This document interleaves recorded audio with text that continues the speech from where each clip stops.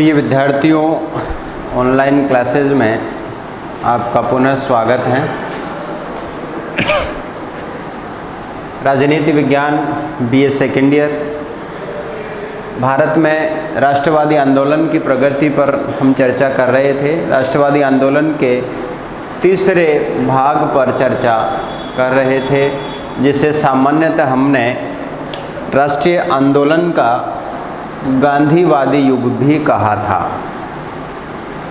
Gandhian age of national movement, आंदोलन का गांधीवादी युग। और इसके पीछे सबसे बड़ा कारण यही था कि इस आंदोलन के इस भाग में गांधी की भूमिका केंद्रीय भूमिका रही है। पिछली कक्षाओं में हमने राष्ट्रीय आंदोलन के विभिन्न पड़ावों पर चर्चा की थी और उसी कड़ी को आगे बढ़ाते हुए आज हम राष्ट्रीय आंदोलन के एक मुख्य पहलू भारत छोड़ो आंदोलन एवं अगस्त क्रांति के नाम से जो चर्चा है उसको आगे आज बढ़ाएंगे। भारत छोड़ो आंदोलन ऐसा समय है देश में, न केवल देश में बल्कि वैश्विक राजनीतिक घटनाक्रम बड़ा तेज़ी के साथ में उस दौर में बदल रहा है। अंतर्राष्ट्रीय राजनीति के क्षेत्र में महत्वपूर्ण घटनाएं विश्व मंच पर सामने आ रही हैं और ये अंतर्राष्ट्रीय घटनाएं राजनीतिक स्तर पर विश्व को प्रभावित कर रही है और ये प्रभाव भारत पर भी पड़ रहा है। जहाँ तक अब तक के आंदोलन में किए गए प्रयासों के जो परिणाम सामने आए थे वो भारतीय संस्थाओं को, कांग्रेस को, राष्ट्रवादियों को, आंदोलनकारियों को मुख्य रूप से निराश करने वाले थे। और अब पूर्णतः ये स्पष्ट हो चुका था कि स्वतंत्रता प्राप्ति के लिए एक लक्ष्य निर्धारित करके उस पर आगे बढ़ना आवश्यक है और संपूर्ण स्वतंत्रता से, संपूर्ण स्वराज्य प्राप्ति से कम कोई भी शर्त ब्रिटिश शासन की कांग्रेस स्वीकार करने के पक्ष में नहीं थी, आंदोलनकारी स्वीकार करने के पक्ष में नहीं थे। अब रियायतें मांगने का समय लद चुका था और ये एक ऐसा दौर आ चुका है जिसमें सीधे कार्यवाही की बात होने लगी है। आगे इस पर और विस्तार से चर्चा करेंगे। जहाँ से हमने शुरू किया था कि राजनीति में आध्यात्मिकरण गांधी का प्रमुख विचार था, साधन और साध्य की पवित्रता। साधन और साध्य की पवित्रता का विचार, अहिंसा का पुजारी। आगे हम देखेंगे 8 अगस्त 42 को जब अगस्त क्रांति की शुरुआत हुई, भारत छोड़ो आंदोलन का प्रस्ताव जो कांग्रेस के वर्धा अधिवेशन में पारित किया गया और बम्बई अधिवेशन में जिसको स्वीकार किया गया, इस अधिवेशन में गांधी का जो नारा सामने निकल कर के आया वो करो या मरो का नारा था। दिल्ली चलो, करो या मरो। तो हम स्पष्ट रूप से यहाँ पर समझ सकते हैं कि एक इस प्रकार के अहिंसावादी जो विचारक थे, यूँ कहें कि पैगंबर के स्वरूप थे, उनके विचारों में इतना परिवर्तन और ये नारा कहीं न कहीं आर पार की लड़ाई को दिखाता है, कहीं न कहीं अपने लक्ष्य प्राप्ति के लिए उस विचार की तरफ भी इशारा करता है कि हम केवल साधन की पवित्रता के नाम पर अत्याचार सहन नहीं करते जाएंगे, हमें अपना लक्ष्य प्राप्त करने के लिए अगर अन्य साधन प्रयोग में लाने पड़े तो संभवतः उससे गुरेज नहीं करेंगे। ऐसा ही संदेश गांधी का इस नारे में दिखाई देता है, यद्यपि कहीं पर स्पष्ट उल्लेख नहीं किया गया कि गांधी हिंसा को यहाँ बढ़ावा देना चाहते हैं या हिंसा को के साधन को अपनाना चाहते हैं।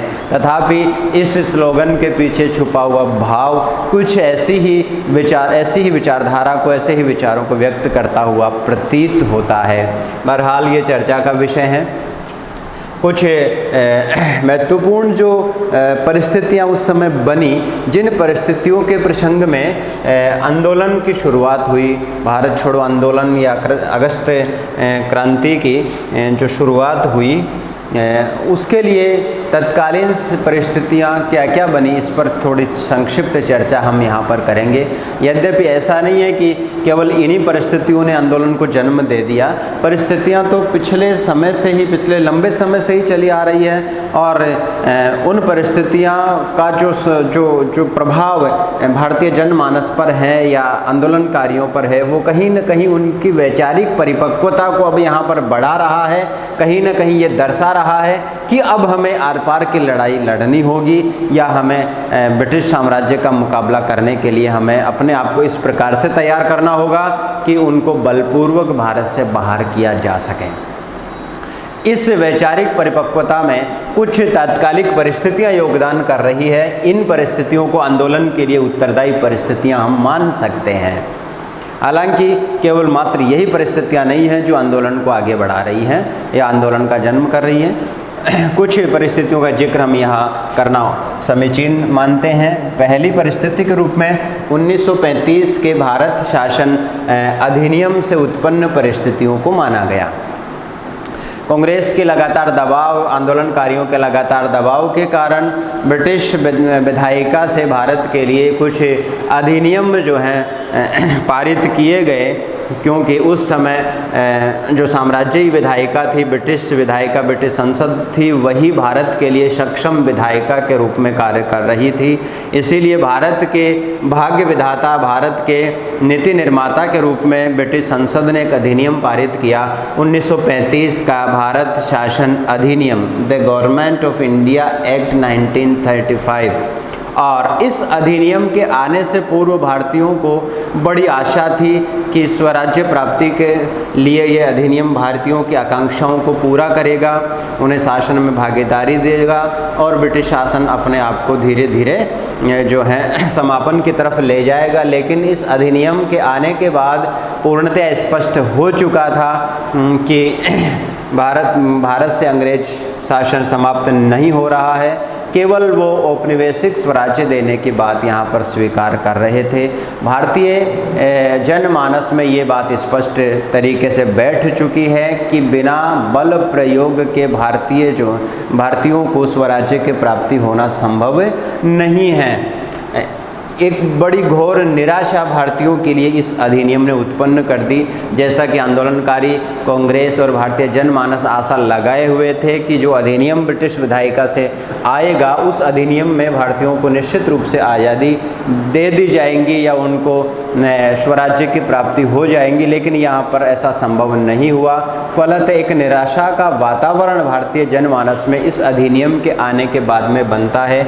अधिनियम को बड़ा विस्तार से पारित किया गया, 451 धाराएं इसमें डाली गई और भारतीय शासन के बारे में बड़ा विस्तृत उपबंध इसमें किए गए। लेकिन जहाँ तक सत्ता हस्तांतरण का प्रश्न था, वहाँ पर जो है अंग्रेज अपने वायदे से मुकर गए और अधिनियम होने के बाद भी वास्तविक सत्ता अंग्रेजों ने अपने हाथ में रखी।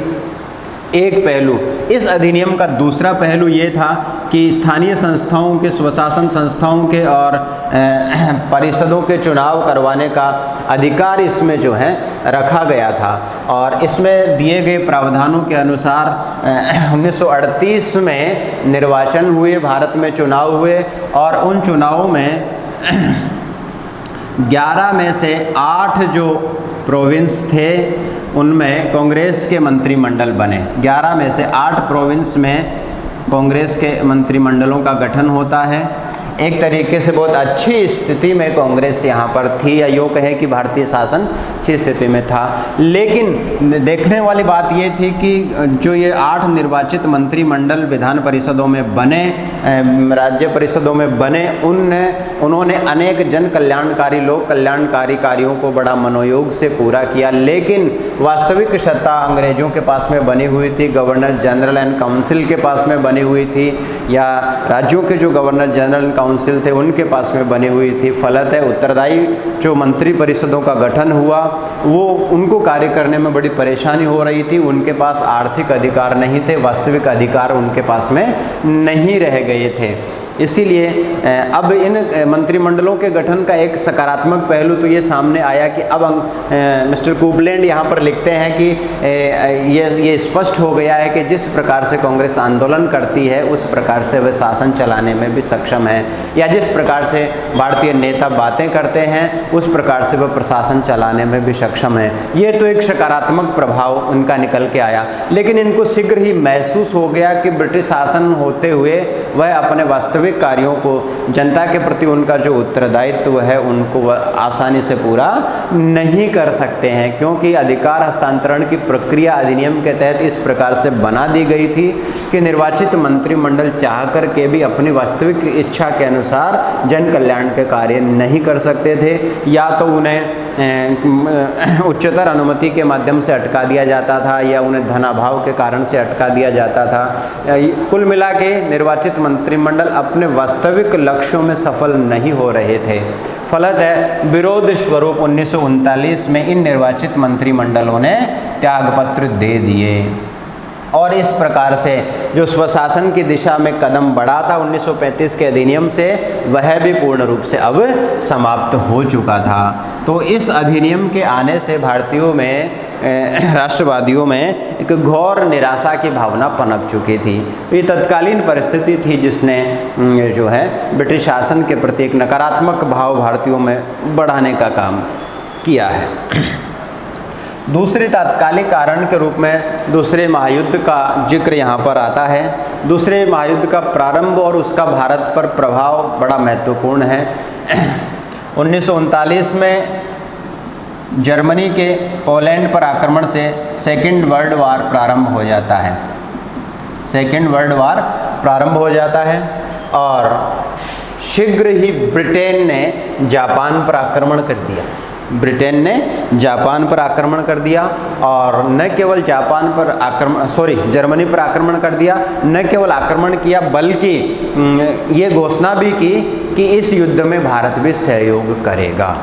इस युद्ध में भारत भी सहयोग करेगा। यहाँ तक जो परिस्थितियाँ थी वो भारतीयों के जले पर नमक छिड़कने जैसी थी। युद्ध में शामिल होने से पूर्व न तो कांग्रेस की राय जानी गई थी, न निर्वाचित मंत्रिमंडल जो उस समय अस्तित्व में थे उनकी राय जानी गई थी, न भारतीय जनमानस को अपने विश्वास में लिया गया था। केवल और केवल ये घोषणा कर दी गई कि हम युद्ध में शामिल हो रहे हैं और भारत भी इसमें सहयोग करेगा। ये नितांत रूप से एक ऐसा पहलू था जिसने भारतीयों में घोर निराशा की भावना उत्पन्न कर दी। ये उनके आत्मनिर्णय के अधिकार के विरोध में था। ये जो कार्य था वो उनके आत्मनिर्णय के अधिकार के विरोध में था। गांधी यहाँ पर लिखते हैं कि हमने रोटी मांगी और हमें पत्थर मिले।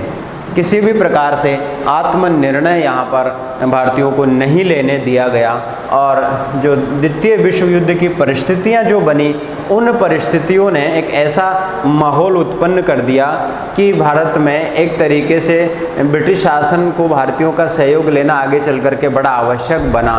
तो इस बिंदु ने भारत के साथ में ब्रिटेन के संबंधों पर बड़ा प्रभाव डाला। जैसा कि शुरू में हमने कहा था कि वैश्विक परिस्थितियां इस प्रकार से बन रही थी या अंतर्राष्ट्रीय राजनीति में घटनाक्रम इतने तेज़ी से बदल रहे थे कि भारत के साथ अंग्रेज़ों के संबंधों पर प्रभाव भी पड़े बिना नहीं रहा। तो ये इसके प्रारंभ से ही ये बात हो चुकी थी। फलतः इसी विरोध के रूप में निर्वाचित मंत्रिमंडलों ने त्यागपत्र भी दे दिए थे, क्योंकि उनको पता चल गया था कि जब सरकार ने कोई बड़ा निर्णय करने से पूर्व भारतीयों को विश्वास में ही नहीं लिया गया तो उनका संस्थाओं में बने रहने का औचित्य समाप्त हो जाता है। तो द्वितीय विश्व युद्ध ने भारत के जो संबंध अंग्रेजी शासन में थे उन पर बड़ा प्रभाव डाला और एक निराशा का भाव, आत्मनिर्णय की अवहेलना का भाव भारतीयों में घर करता है, जो कहीं न कहीं आंदोलन के लिए एक पृष्ठभूमि तैयार करता है। एक और प्रस्ताव आया जिसे अगस्त प्रस्ताव के नाम से कहा गया। अगस्त प्रस्ताव, आगे भी हम इसको अगस्त क्रांति, अगस्त प्रस्ताव कह रहे हैं आंदोलन को भी, लेकिन हमें ये समझना होगा कि ये अगस्त प्रस्ताव भिन्न है और ये अगस्त प्रस्ताव या अगस्त क्रांति भिन्न है। ये 1940 की बात है, 1940 में आ रहे हैं, ये 42 में आ रहे हैं। ये भारतीयों के साथ में और कांग्रेस का मुद्दा है और ये ब्रिटिश शासन का मुद्दा है। इससे भी अगस्त प्रस्ताव कई लेखकों ने लिखा है। 1940 की का घटनाक्रम है, जब 39 में युद्ध प्रारंभ हो चुका है और युद्ध प्रारंभ होने से एक परिस्थिति धीरे धीरे ऐसी बन रही है कि लगातार मित्र राष्ट्रों की पराजय हो रही है। जापान ने रूस पर अमेरिका पर आक्रमण कर दिया, जर्मनी ने रूस पर आक्रमण कर दिया। इस प्रकार जो धुरी राष्ट्र थे और जो मित्र राष्ट्र थे, धुरी राष्ट्रों ने मित्र राष्ट्रों को प्रारंभ में बड़ी तेज़ी से मात देना प्रारंभ किया। ये प्रभाव पड़े बिना नहीं रहा। धीरे धीरे जापान जो है ब्रिटिश साम्राज्य पर को भी हड़प रहा है और बर्मा तक भारत जापान आ पहुंचा है। एक स्थिति ऐसी उत्पन्न हो गई कि अंग्रेज पीछे हटते गए, जापान आगे बढ़ता गया और जापान भारत की सीमाओं तक आ पहुंचा है। अब परिस्थितियाँ ऐसी बन चुकी हैं कि अंग्रेज़ों को युद्ध में विजय के लिए भारतीयों का सहयोग आवश्यक हो चुका है। जैसा कि हम बार बार कह रहे हैं कि अंग्रेज स्वेच्छा से नहीं कर रहे हैं, वैश्विक घटनाक्रम, राजनीतिक घटनाक्रम, सैनिक घटनाक्रम इतना तेज़ी के साथ बदल रहा है। अंग्रेज़ों को भारतीयों के साथ बात करने पर उसने अंग्रेज़ों को, ब्रिटिश साम्राज्यवादियों को विवश कर दिया है। इसी कड़ी में अगस्त प्रस्ताव 1940 में आते हैं। तत्कालीन प्रधानमंत्री मिस्टर चर्चिल जो है भारतीयों के साथ सहानुभूति नहीं रखते हैं। मिस्टर चर्चिल भारतीयों के साथ बड़ा बुरा विचार भी रखते हैं, लेकिन अब उनकी एक सैन्य मजबूरी हो गई, राजनीतिक मजबूरी हो गई कि भारतीयों को विश्वास में लिया जाए। और इसी विचार के कारण से इन्होंने लॉर्ड लिनिथगो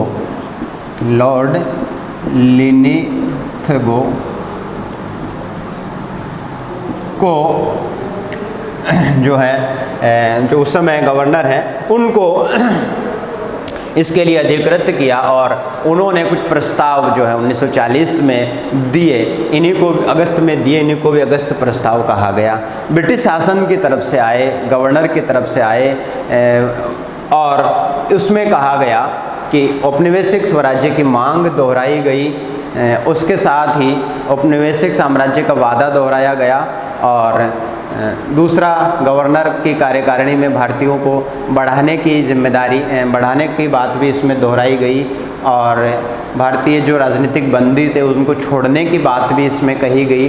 कुल मिलाकर के कुछ ऐसी रियायतों की घोषणा अगस्त प्रस्ताव के माध्यम से ब्रिटिश शासन के द्वारा भारतीयों को देने का प्रयास, सुझाने का प्रयास किया गया, उनको भुलावे में लाने का प्रयास किया गया, जिससे भारतीय जो हैं ब्रिटेन के प्रति, साम्राज्य के प्रति नरम पड़े, उनका रुख नरम हो और वो विश्व युद्ध में ब्रिटेन का सहयोगी बने, उसका सहयोग करें। लेकिन इन सभी प्रस्तावों ने किसी भी प्रकार से भारतीयों के रुख में कोई परिवर्तन नहीं किया। सभी प्रमुख नेताओं का एक विचार था कि युद्ध में भारत को शामिल करने का उद्देश्य स्पष्ट किया जाए, ब्रिटिश शासन द्वारा पहले युद्ध का औचित्य स्पष्ट किया जाए।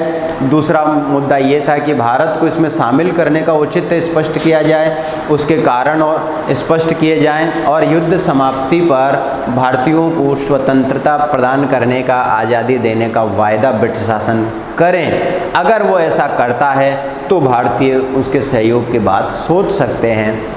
ये प्रतिक्रिया भारतीय नेताओं की अगस्त प्रस्तावों पर रही, लेकिन प्रस्तावों से आगे न तो ब्रिटेन बढ़ा और न ही भारतीय नेता झुके।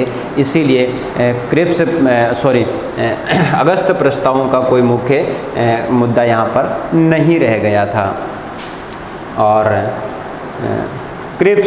अगस्त प्रस्तावों को कुछ गांधी जी ने कहा एक शैतान के वकील की संज्ञा भी वो इनको यहाँ पर देते हैं। अब इसी कड़ी में एक और नया प्रस्ताव आता है, क्रिप्स प्रस्ताव। सर स्टैफोर्ड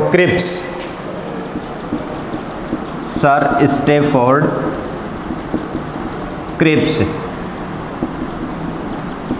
उपरोक्त परिस्थितियों के प्रसंग में, अब मुख्य मुद्दा यहाँ पर सेकेंड वर्ल्ड वार का जुड़ा हुआ है।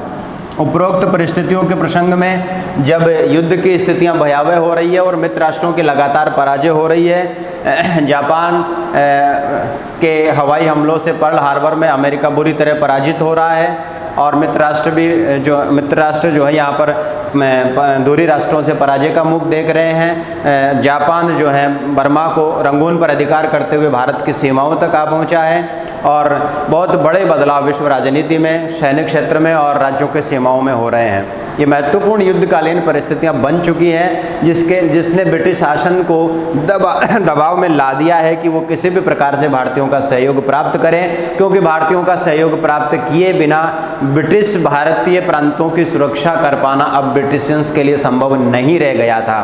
इसी दृष्टिकोण से इन्होंने अपना दृष्टिकोण परिवर्तित करते हुए सर स्टैफोर्ड क्रिप्स को भारत भेजा और भारतीयों के साथ बातचीत करने के लिए, भारतीय नेताओं को मनाने के लिए और उनसे युद्ध में सहयोग प्राप्त करने के लिए क्रिप्स जो है भारत आते हैं और भारतीयों के साथ किसी योजना पर वो चर्चा करना चाहते हैं। क्रिप्स योजना के तहत यद्यपि मांग तो स्वशासन की थी, भारतीयों की स्वराज्य की थी, लेकिन पुनः जो औपनिवेशिक स्वराज्य, पूर्ण रूप से औपनिवेशिक स्वराज्य देने का वायदा यहाँ पर दर्शाया जाता है क्रिप्स प्रस्ताव के द्वारा। और भारतीयों को गवर्नर जनरल इन काउंसिल के सदस्यों को में शामिल करने का, उनकी संख्या बढ़ाने का, भारतीय सदस्यों की संख्या बढ़ाने का प्रस्ताव दिया जाता है राज्य परिषदों में, विधान परिषदों में और संघीय विधान परिषद में भारतीयों का निर्वाचन की पद्धति की बात की जाती है, भारतीयों को अधिकार देने की बात यहाँ पर की जाती है। कुल मिलाकर के एक ऐसा खाका शासन के लिए खींचा जाता है जिससे भारतीय संतुष्ट नहीं होते हैं और स्टैफोर्ड क्रिप्स के जो योजना क्रिप्स प्रस्ताव के नाम से जो जानी गई थी वह योजना अंततः भारतीयों को पूर्ण रूप से निराशा प्रदान करने वाली होती हैं। और इसको कई सारे नेताओं ने अलग अलग नारों के रूप में व्यक्त किया। गांधी कहते हैं कि ये जो है दिवालिया बैंक का चेक है जिसको भविष्य में भुनाने की तारीख दी गई है। कुल मिला के पूर्ण रूप से निराशा की बात स्टैफोर्ड क्रिप्स के प्रस्ताव में भारतीयों को मिलती हैं। और आगे चल कर के इसमें कुछ संविधान सभा बनाने की बात भी की जाती है। संविधान सभा, अब चूँकि मुद्दा ये आ गया था कि ये दो योजना लेकर के आया, मुख्य रूप से तात्कालिक योजना के रूप में तो इन्होंने कहा कि साहब हम जो है सुरक्षा विभाग और विदेश विभाग युद्ध समाप्ति तक अपने पास में रखेंगे, यानी ब्रिटिश साम्राज्य ब्रिटिश सरकार के अधीन रहेगा। ये तो तात्कालिक प्रस्ताव थे इसमें। और दीर्घकालिक प्रस्तावों में जो है संविधान सभा के निर्माण की बात इसमें की गई थी। एक निर्वाचित संविधान सभा जो है वो दीर्घकालीन प्रस्तावों में कहा गया था। लेकिन भारतीय तो तत्काल सत्ता हस्तांतरण की मांग कर रहे थे, उस मांग पर किसी भी प्रकार से कोई प्रतिक्रिया यहाँ पर नहीं की गई थी। कुल मिलाकर के जो है निराशा देने वाला वातावरण इस प्रस्ताव से, इस योजना से भारतीयों में पुनः उत्पन्न हो जाता है और गांधी इसको दिवालिया बैंक का चेक की संज्ञा देते हैं जो भविष्य की तारीख में भुनाने वाला है। कुल मिला के भारतीयों की स्थिति जहाँ थी वहीं पर है। अब यहाँ पर मुख्य प्रश्न यही पैदा होता है कि उपरोक्त परिस्थितियों के प्रसंग में अब आंदोलनकारियों के पास, राष्ट्रवादियों के पास एक ही चारा रह गया था और वो था सीधे आर पार लड़ाई की शुरुआत करना, आंदोलन की शुरुआत करना। और इसी आंदोलन की शुरुआत जो है अगस्त प्रस्ताव के रूप में, अगस्त क्रांति के रूप में की गई थी। 8 अगस्त सन 1942 8 अगस्त सन 1942 8 अगस्त सन 1942 वर्धा में कांग्रेस अधिवेशन में अंग्रेजों भारत छोड़ो आंदोलन का निर्णय किया गया। गांधी को इसके लिए अधिकृत किया गया और इसी को कांग्रेस कार्यकारिणी के बम्बई अधिवेशन में पारित किया गया। 7 अगस्त 42 को पारित किया गया। 8 अगस्त 42 को जो है इसकी तिथि मानी गई। यद्यपि आंदोलन की मुख्य तिथि निर्धारित नहीं की गई थी, लेकिन 7 अगस्त 42 को गांधी ने एक अध्यक्षीय भाषण के रूप में बड़ा ओजस्वी भाषण यहाँ दिया। करीब 70 मिनट का गांधी का भाषण था। विद्वानों ने यहाँ तक लिखा कि उस दिन गांधी ऐसे ओजस्वी भाषण दे रहे थे, ऐसे तेजस्वी भाषण दे रहे थे जैसे वो कोई देवीय या पैगंबर की शक्ति से बोल रहे हों। इसका बड़ा प्रभाव भारतीय जनता पर दिखाई दिया और सामान्यतः अहिंसा के पुजारी कहे जाने वाले गांधी का इस दिन नारा था, दिल्ली चलो और करो या मरो। अंग्रेजों भारत छोड़ो आंदोलन की शुरुआत 8 अगस्त, यद्यपि कोई रिकॉर्डेड तिथि उस समय घोषित नहीं की गई थी, लेकिन इसी तिथि से इसकी शुरुआत मान ली गई थी, क्योंकि 7 अगस्त 42 को प्रस्ताव को कांग्रेस कार्यकारिणी ने पूर्णतः पारित कर दिया था और उसके अध्यक्षीय भाषण के रूप में गांधी का भाषण भी हो चुका था। अब इस प्रकार से इस आंदोलन की अगस्त क्रांति की शुरुआत हो जाती है और जैसा कि अब तक के आंदोलनों से होता आया था कि गांधी और उसके मुख्य नेताओं को जो है अगले दिन ही गिरफ्तार कर लिया जाता है और सभी आंदोलनकारियों को जैसे जैसे आंदोलन प्रगति करता है वैसे वैसे सरकारी दमन चक्र तीव्र हो जाता है। इसके प्रति सरकार पूर्णतः सजग थी और एक तरीके से आंतरिक आपातकाल से सुरक्षा करने की व्यवस्था सरकार ने पहले से कर रखी थी। अगले दिन ही तुरंत गांधी और मुख्य नेताओं को गिरफ्तार करके जेल में डाल दिया जाता है और करीब जो है आंदोलन में करीब 62,229 लोगों को गिरफ्तार कर लिया जाता है। 62,229 लोगों को बहुत जल्दी गिरफ्तार कर लिया जाता है। करीब 850 लोगों की मृत्यु होती है, 1350 लोग घायल होते हैं, ये सरकारी रिकॉर्ड के अनुसार बताया गया है। करीब 220 रेलवे स्टेशनों को नुकसान पहुंचा दिया जाता है, पटरियां उखाड़ दी जाती हैं, करीब 50 डाकघर जला दिए जाते हैं, उनके नुकसान पहुंचाया जाता है और 70 पुलिस थानों को बड़ा नुकसान पहुंचाया जाता है। 20 बड़ी सरकारी इमारतों में तोड़फोड़ की जाती है। इस प्रकार के सरकारी आंकड़े जो हैं इन तथ्यों को स्पष्ट करते हैं कि आंदोलन की भयावहता थी, लेकिन गांधी और मुख्य नेताओं को गिरफ्तार करने से जनता अवाक रह गई, स्तब्ध रह गई और आंदोलन नेतृत्व विहीन हो गया।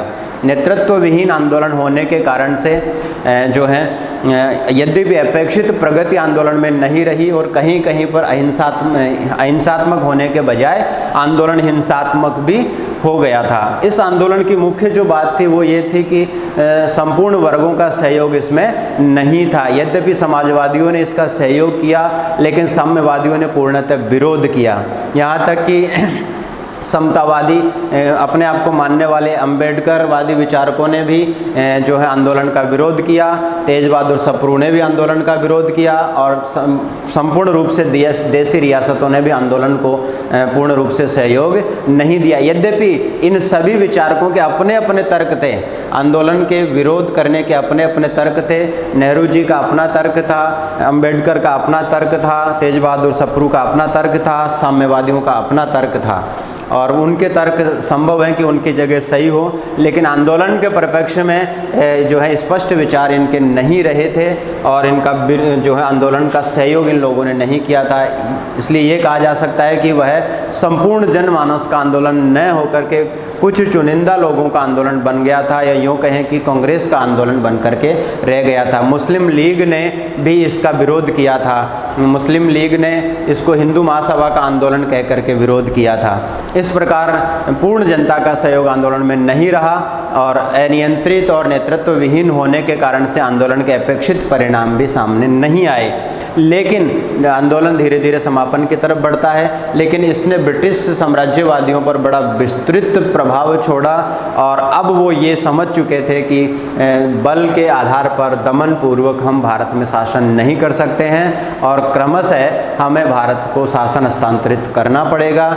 युद्ध काल की परिस्थितियां भी पलट रही थी, मित्र राष्ट्रों की लगातार पराजय हो रही थी और ब्रिटेन में एक बहुत बड़ा सत्ता परिवर्तन भी हो चुका था। 1945 में ब्रिटेन में पुनः लेबर पार्टी की सरकार बन चुकी थी, मजदूर दल की सरकार बन चुकी थी और उसमें एक उदारवादी जो शासक बने, प्रधानमंत्री बने, मिस्टर क्लेमेंट एटली, जो अपने उदारवादी विचारों के लिए जाने जाते हैं। इसका भी एक बड़ा प्रभाव यहाँ पर पड़ा और लेबर पार्टी की सरकार बनने से और उसके उदारवादी प्रधानमंत्री बनने से आगे चल करके इस सरकार ने ही भारत को स्वतंत्र करने की घोषणा आगे की। वैश्विक परिस्थितियाँ और ब्रिटेन की जो घरेलू राजनीतिक परिस्थितियाँ थी उन सब ने और भारतीय आंदोलनकारियों की परिस्थितियों ने मिलकर के अब ब्रिटिश साम्राज्यवादियों पर ऐसा दबाव बना दिया था कि भारत में उनका बना रहना संभव नहीं था।